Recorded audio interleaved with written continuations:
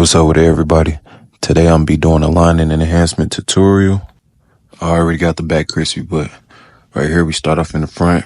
We hit the corners, then we hit our C cups and make sure that everything crispy, everything matching. I always apply the pencil before I put down any enhancements. And when I'm enhancing, I always enhance the back of the ear and the front of the hair lining. You gotta have the back of the ear matching the front. Can't have one dark and the other light. I grab my spirits and then I hit any spots that didn't take well, again with the fibers. While we letting that dry, I always go and line up the face. Now that the lining is dry, I like to go back over it and make sure everything is nice and crispy. With my trimmer still in my hand, I take my trimmers and I knock down any loose hair that would sit on top of the wave.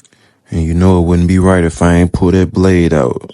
Yes sir, gotta get them crispy as possible. Right here, I'm just double checking everything, dusting the client off and wiping them down. This looks like one of them $150 haircuts, my boy. Yeah.